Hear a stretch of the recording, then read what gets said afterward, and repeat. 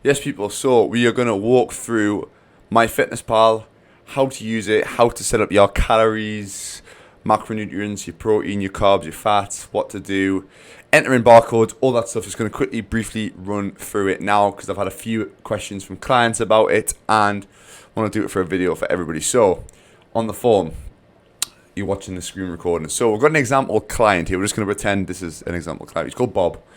80 kilograms, that's his body weight. So I've set him these macros. He wants to, well, this is like a maintenance calories probably for an 80 kilogram. But this is, don't worry about this too much.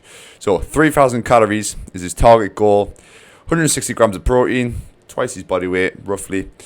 410 grams of carbs and 80 grams of fat. Just random macros. These are just what I've gave this guy Bob just to set, just to use an example. So what you first want to do is obviously open up MyFitnessPal. It's been updated recently. Ignore my food that I've inputted today. So just pretend this is the same day. So go into your settings because what at the minute, if you first download the app, it might come up with something different. But when you first click on it, it might have some random macros set. At the minute, these are my personal calories. Obviously, I'm not Bob, so my personal calories 4,000 calories. 200 protein, whatever it is. So to change this, because obviously the macros that I personally set you, unless you pay for the proper version of MyFitnessPal, you can't actually set them strict on the app. So go into goals. Then from there you want to click on calorie, carbs, protein and fat. Now you can edit the calories that you want to input. So for this example, 3,000 calories. That's obviously his goal. And then in terms of protein, we wanted 160 grams of protein. Now, like I said, if you're only on the free version, you won't be able to, obviously, look, if you try and click on it, you have to pay for the premium. You won't be able to set the grams exactly, but you will be able to get percentages. Now, just get something that's as close as possible. So 150 grams is the closest option in terms of protein. In terms of fats, you want it around 80, 83, that's absolutely fine. And then carbs will have to drop down. So it has to obviously equal 100%. If it doesn't, it'll come up in red. Pretty simple maths. So we'll click enter on there. And there's our macro set. So that's how to set the macros. Obviously, the proteins are going to be a little bit lower than what I've set you or I've set this client. So don't stress about it too much. Just try and hit what I've obviously set you. That's the main focus. If I've set you 160 grams of protein, 3,000 calories, they're the two variables that we really need to focus on. I've just not the camera, so I hope it stays still. So yeah, just focus mainly on hitting your calories and your protein. Focusing on the carbs and the fats can just help a little bit with recovery, a little bit of fuel and performance, a little bit with general health. So obviously we don't want to go ridiculously high with fats. We want to keep carbohydrates to fuel our performance and help our recovery as well. So try and hit your carbs and fats the best you can, but mainly focus on the protein. So we're still going to try and hit the 160 grams of protein, and we're going to hit the 3,000 calories. And if you can hit the carbohydrates and fats that I've set you, which was 110 and 80, then that's fine as well. But for this, just focus on what I've set you on True Coach or whatever you get set personally by any other coach. If you go any other coaches, just go to Pearson Fitness. Anyway, now I'm going to jump into a example. Take it over to me in a second and run through that with you so you can see it actually happening in person. Me scanning a meal in. It's a very simple meal, but scanning it in and we'll run through that.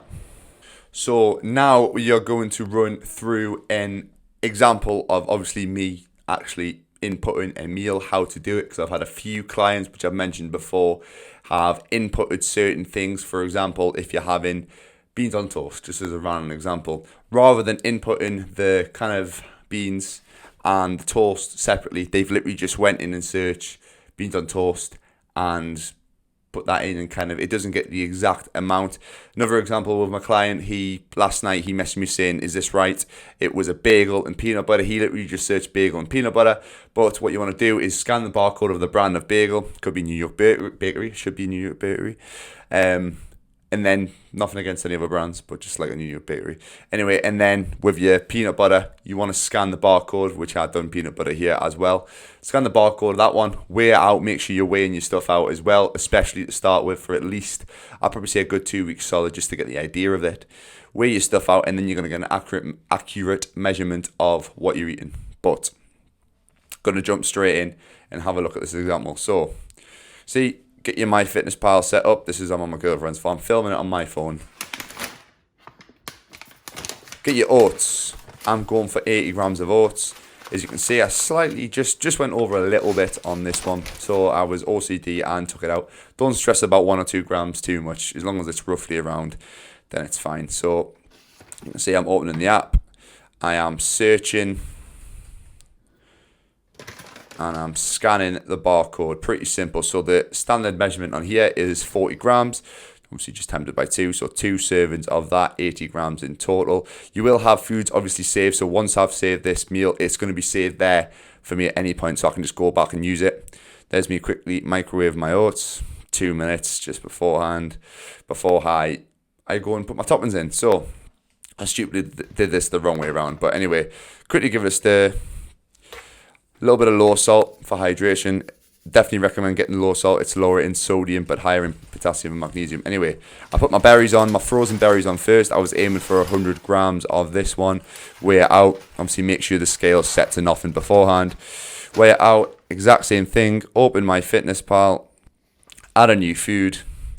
Again, these will be saved. Once you do it once, it's always going to be saved. Quickly scan the barcode. 100 grams is that the standard thing on there anyway. Click OK. That's that added. Next, for things like peanut butter, jams, anything like this, I always put the container on first, reset it, and then scoop it out so it goes to a minus. So you go, say, I want 20 grams, I'm going to go minus 20. The reason is, if you go, I'll pause it a second. The reason is if you were just to put the ball on top and then scoop the peanut butter separately and then put it in the bowl, you might put 20 grams within your bowl, but then you've got a little bit left on your spoon. You've probably got about 2 or 3 grams on your spoon, which you can't really track because then you have to wash your spoon. It's a waste of food pretty much, so just don't do that because then you're going to lick your spoon and get extra calories. So if you're going to do anything like jam, peanut butter, can't think of examples, just any sort of spread really, put the actual container on the scales and then just work backwards, so work in minuses rather than adding it onto your bowl of porridge, whatever it is. So jump in. You can see got my 20 grams bang on, so you're nice and accurate. Doesn't matter too much again if you're 1 or 2 grams off, but if you're OCD like me, you want it bang on. Again, nice and easy. Scan barcodes. Pretty much majority of foods are on MyFitnessPal as a barcode, so it should be pretty simple. Again, the thing that came up was 100 grams, so I'm just going to click 0.2, which is obviously 20 grams. You can set it so it's at 1, so when it comes up, it says 100 grams there. You can set it so it says 1 gram. Just literally click on it and there's loads of different options that come up. I might do an example now actually, just so you can understand. So, right, so I'll just walk you through it on the app anyway so you can see what I mean. So with the peanut butter, once you've put it in once, again, it'll already be saved. So there we go, smooth peanut butter. See, it's already set to 1 gram for me because I've already changed it. So originally it would come up with 100 grams is 1 serving. All you do is click on the serving size thing. You can set it to 1 gram.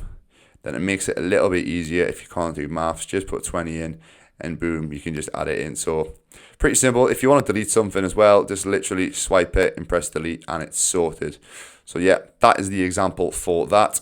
If there isn't something that isn't on MyFitnessPal, for example, sometimes it'll come up with an error with a barcode. Just choose a brand that's pretty similar to it and then again just weigh it out and put it in. Might not be completely right, but it will be pretty close. What you can also do as well, is which I will show you quickly, you can actually create your own food. So when it goes on add food, you can go on my foods. As you can see, I've already created a few things. For example, meal prep companies obviously on MyFitnessPal. So I've got a few here: Nourish Buds, Scran Fitness when I was living in Scotland. A few little things. You can click top right hand corner, add, create food, or you can create a meal as well, which is just this. I'll show you that in a second as well. Brand name, just put Brendan's Oats, whatever it is. Description, oats. Serving size 1, 1 bowl, for example, and then servings in container 1. Click on the next button, and then you can input the macronutrients, the carbs, the fats, the protein, the total calories. You can go into detail with sodium, potassium, all that stuff, fiber. You can literally just look on the back of the pack or something, put that in yourself, and then save that as a food, so you've got that saved. And then I'll go back and show you what the meal one is. So if you go add, create a meal, say you always have this exact breakfast every single day. So you'll always have porridge, berries and peanut butter. All you can do is just put, again, if you want to call it Brendan's Oats, just as an example, you can add food. So again, you can either scan the barcode or I've already got it saved. So there's my 80 grams of oats. That's what I naturally always have every day, 80 grams of oats, so it's already there. Add that in, and I'll put my frozen berries. This one comes up with frozen blueberries. This is pretty much the same thing, 100 grams, set, and then my peanut butter, for example there, my 20 grams is already in, set that, good, and then you go back, and there that's the macros and that already saved. So then if I go back to the main menu, try and add a food, my foods, it should, my meals, that's why. If you go on my meals, apologies, Brendan's Oats is there, you just click that, and then all the individual ingredients come up, and you can just, again, add more, chop and change, whatever. If you did different amounts, say you did 15 grams rather than 20 today because you're on lower calories, there you go, that's that done. So pretty simple in terms of that. Don't know if there's anything else to show you on here. I just top my oats off with some cinnamon, things like spices and herbs. Most time, they're probably not going to be any like major calories in them. Certain ones do. Again, you can just scan them in, weigh them out if you really want to. Things like sauces, I always weigh them out. For example, I have a chocolate shot, chocolate orange syrup sometimes, or Biscoff spread if you're being naughty. Weigh that out. Make sure, again, you put your ball on the thing, weigh it out on there. If you go overboard with stuff, just make sure it's getting tracked. Yes, one more thing as well, which I did remember. So one of my clients was going to eat out. I think he was going to a burger place. Is it Fat Hippo, I think? And they are not on MyFitnessPal. I don't think they have their nutritional information on a website or anything like that. So all I said was just try and find something. Look at what you're having and look at what you've maybe previously had a few years ago or whenever, pre-lockdown, when you could actually go out and eat. So you've went to TGI's and you've had a burger and chips pretty much the same size, looking the same as what you're having now. Just use that as an example. Just put the TGI burger in instead of the burger that you had. If you feel it was a little bit bigger, just make the quantity a little bit more. So for example, again, I'll just quickly screen record this so you can walk through it. We'll use a TGI burger as an example. I don't know what burgers are called in TGI, but there's quite a lot of burgers. TGI burger, there we go. That one patty, so that's one burger. If you think the burger maybe is a little bit smaller than that, you just go 0.8.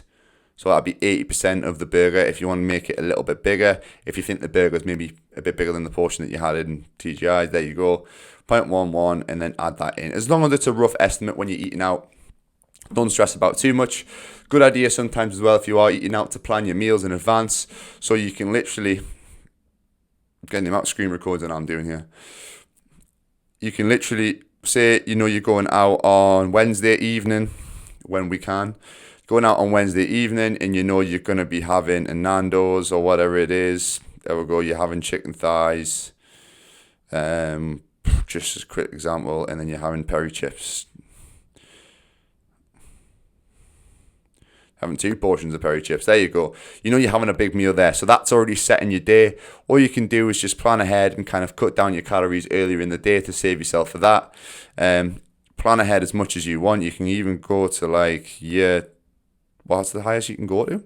You can go year ahead, 2023, I think. So that's everything covering MyFitnessPal. Hopefully this video is being a little bit helpful, not just for my clients, but for everybody else. I'm going to put this on YouTube as well. But yeah, if you're struggling with any of that, drop me a message and I will get back to you. One last thing quickly as well, just to add, if you get to the end of your day and you've got one meal left and you don't really know how many calories you have left, or maybe you've only got a little bit of calories left to play with, and you're not too sure how many of each macronutrient, go all the way down to the bottom, click on nutrition, and it gives you an individual layout of your protein, your carbs, your fats, your calories, everything, your fiber, all that sort of stuff. So I'll put a little thing here. Scroll all the way down to the bottom, click on it, and you can just look through and kind of make a little random meal up of whatever you have.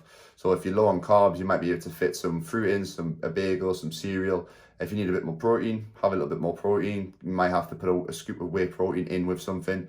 Low on fats, obviously get your healthy fats in, peanut butter, oils, seeds, all the grains, all that sort of stuff. yeah, just plan your meals, try and leave a bit of room, a little bit of room for food at the end of the day, so you're not going to go overboard. So yeah, hopefully that helps, and I'll see you in the next clip.